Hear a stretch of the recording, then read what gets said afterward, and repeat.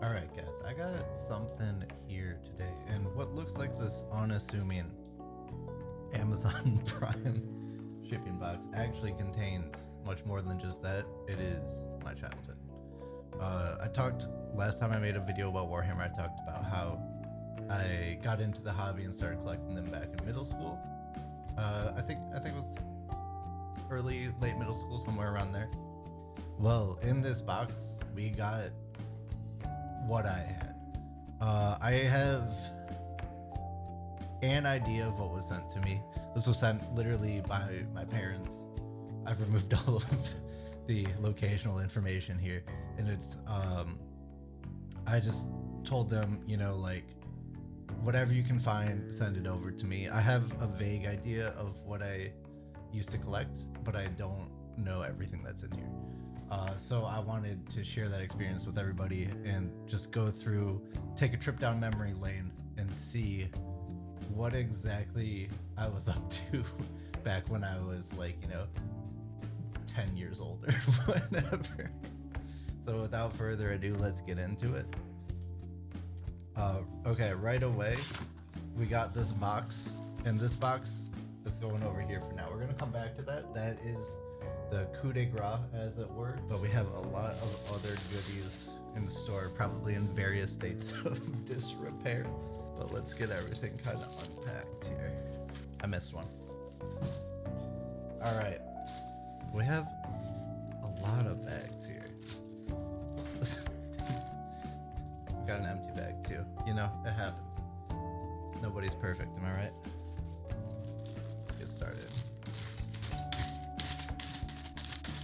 All right, so we got all these bags here that I've taken a quick inventory of, and it looks like it's split into three kind of main categories. We got Tyranids over here, probably my second main army after Space Marines. We got some Orks, some Space Orks over here. Down here we have some Warhammer Fantasy Chaos, and then these bags here, which I can only describe as random bits and junk. So I got 2 bags of Orks. I honestly don't remember anything about my Ork collection at all, so I'm just as excited to see what we have in store here. Besides, you know, some boys, presumably. First up, Goblin Green bases. If you're new to the hobby, you might not recognize that, or you might have just heard of it, but this is honestly how a lot of people did bases back in the day. If you weren't like a, you know, a golden demon entrant or something like that, if you're just a kid playing this hobby, like a lot of us were, this is what you had: Goblin Green on your base. You can see the black just showing straight through there, starting to chip off a little bit, which means I don't think there's primer on that. But hey, not a half decent paint job, honestly. The mistakes seem pretty cleaned up. We got the belt buckles here. We got the belt buckles painted. If we can focus in on that. Look at that. Look at the belt buckle. I'm impressed with myself. Assuming I painted this. We got the teeth painted too. This is a high quality paint job. It makes me think I didn't do it. It might have been my dad. He was also quite into, you know, model making, not into Warhammer specifically, but he helped us out with our stuff. Yeah, this one looks more like me. this one here looks a little bit more like me. There's the difference there. Look at that. Random blue streaks all over the place. The metallics still look quite nice. You know, for the larger portion of the model, it looks decent. The teeth are fine. But I don't know what's going on with those belt buckles. Certainly nothing like the last one we saw there. So I feel like this first one may have been my father's handiwork. Or maybe he had a hand in painting all of these and I went back and ruined them. Here's someone, you know, this is like, I didn't know what color schemes or army coherency or anything like that was back in the day. I was just painting minis for the sake of painting men. This guy's not too bad. This guy's not too bad.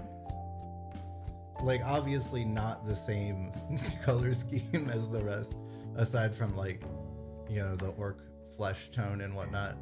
And I think for almost the entirety of these are going to be Goblin Green bases. Ooh, I remember this one. This is a good one. I was proud of this. Even in my early days, I was big into conversions. So here we got a boy with a custom slugger. Look at that double-barreled boy. That is two guns glued together. I love the helmet on this guy too. I feel like I meant to make him like a war boss or something just from the detailing. We got some blood on the knife. We got some blood on the shoulder spikes. Not sure how it got there, but you know. On the knuckles too. On the knuckles too. Ooh, man, that's spicy. I'm proud of this. Random splotches of goblin green. You know it's gonna happen. My hand was definitely not as fine as it was today, but overall, this is a great model. A little bit of kit bashing. Very early on in my career. Just noticed. We got a little bit of flocking on the base there. I wonder what we used to make that. Looks like it's too fine to be sand. It might have been an actual flock. We got an arm. And if you're new to the hobby, you might not recognize that a lot of these figures are pewter. This is coming from before Warhammer had a fine cast resin line. A lot of metal stuff back in the day. It was plastic or metal. And if you're getting like a character, like this boy is right here, they were way harder to put together and a lot harder to paint too. This is an old, probably 3rd or 4th edition war boss, and his arm fell off. It looks like it was re-glued on several times and probably just never stood the test of time. I wouldn't be surprised if that arm was off before it went into shipping. But you know, you got your arm. It's supposed to be like right there, and he's got a gun and stuff like that. But I want to pull attention to this arm here, which is sitting about a full ½ inch away from the shoulder joint. And I think we were trying to glue it on properly here. I believe we were trying to glue it on and it probably just kept slipping, and eventually we're just like, nah. We got a nice textured base here though, but we got like a tank door or something. This is all pewter too, I think. This is just a random bit. It looks like maybe some kind of like power pack. I'm not really sure what that came from actually. But we put it on the base because he's an HQ. Other interesting thing, this guy has a peg in his foot to put him on the base. There's no slot for a peg here, so I'm guessing we just kind of glued him on. I believe I found the glue spot, in fact, where we just kind of glued him on like this. And, hope no one would notice, I suppose, is the strategy there. Seeing my efforts materialize back in the day, what a treat, honestly. I actually did an okay job on the war paint here.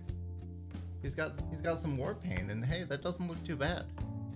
Was I running lucky blue when I played Orks? I honestly don't remember, but it seems to be a trend. This is one I can tell was painted by my dad. I think what happened was he just got sick of seeing so many unpainted models, and he's like, I'm just gonna paint some of these for you. And me and my brother as kids are like, okay. So I'm pretty sure all of these nice orc paint jobs are from my father, and then I went back in and you know, ruined them with random blue splotches and blood effects and stuff. This one, no, you can tell this one was me. Look at that detail work compared to the other one.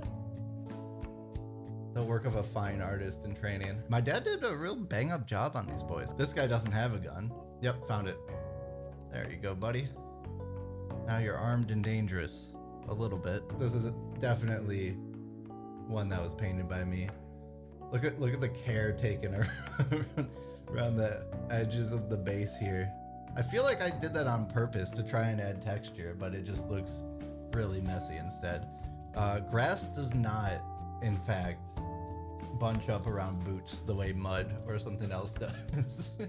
Another well-painted Shuda, the work of a superior, an adult at least. No blood effects, no blue splotches.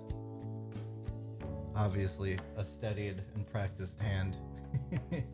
Oh, look at, okay, we got something here, This is actual flock on a base. which leads me to believe that this custom boys was using real, genuine flock, a technique that I haven't picked back up. This one also most likely done by my father. I think this brown on his pants was a custom mixed paint, which was not something we had much experience with back in the day, but was definitely something that was tantalizing, to say the least, and something I do. I pretty much exclusively mix my own paints these days. It's a lot easier than people think to just get your basic colors and then just mix the rest of whatever you need. The ones that look decent were first painted by my father as a base, and then, or like maybe he like did the teeth or something and then just like came in and ruined it. Here are the last two in this bag. Ooh, I like this guy. I like this guy. Let's take a look at this guy. I love all the bits that you get with an orc kit, like the shoulder pad, the iron jaw thing. We got the scope on the rifle. You know I liked this guy. I don't know why, but I decided to put a lot of effort into modeling him. And then we got a couple of fallen soldiers here who are missing limbs, are missing bases. But that is, I think, the extent of my orc collection. I'm pretty sure my brother had a kit of orcs too, and also like a Killacan or something like that. Orcs were a thing that we were both kind of interested in, kind of split an army, I think, is what happened there. Next up, we got some Chaos Warriors here. So, one thing I want to note is that not everything I collected is in this box. Some stuff has been it's still in my folks' home somewhere, secret and safe, or it's been lost to the ether, or even perhaps I gave it away to a friend or something like that. But for example, so Space Marines were my first army. My second army was Tyranids. I had a third army, which is not present here, that was Eldar. And I think my Eldar I gave away or traded to a friend for some of his Tyranids. Something like that sounds correct to me. I didn't have very many Eldar. It was like a squad of Rangers, a Wraith Lord. That might have been it, honestly. And I also had some Warhammer Fantasy Dark Elves. So the Dark Elves that I was building were already supposed to be kind of influenced by Slaanesh. So I decided to pick up some Slaaneshi Chaos Warriors, because this one, it wasn't an army. It was honestly, I just really like the way these sculpts looked back in the day. And I still like them now. There used to be a lot of units back in the day that had super long spears or something like spears that would like literally come out to here, and moving them was just a massive pain, and getting them in close combat and things was just a huge pain. But these warriors rank up quite nice. It looks like I had 12 warriors plus a aspiring champion or something like that. I'm not sure what it was called in fantasy. And the thing I liked about Slaanesh was the color scheme. The pinks, the blues, the purples. Even at this young age, I was all about it. There's some really good examples of early dry brushing technique here. Look at that. Beautiful. And I loved the contrast that pink chainmail just sort of gave to the army as a whole. This was, I think, probably some of the last stuff I painted, maybe aside from some Space Marines, during this stage. Like, Warhammer Fantasy was towards the tail end of when I was getting into Warhammer, and I was desperately trying to find people to play it with, because none of my friends did, and I was like, Warhammer Fantasy is really cool, guys, you should get some models we can play. And then they're like, it's really expensive and I can't justify that. And I was like, all right, fine. I love the paint job on this guy. And this stuff was all me. This was not touched by my dad, I don't think. But we had some heavy dry brushing techniques going on here. Some heavy dry brushing. And it turned out really well. Doing the pink on top of the blue, I think looks actually super cool. Almost pearlescent or something like that. The helmet looks dry brushed really well. It looks like I like to paint things today, which is more gritty, sort of a grim dark style. I'm not sure if that was intentional back when I was painting this guy, but it turned out we got the blood on the axe.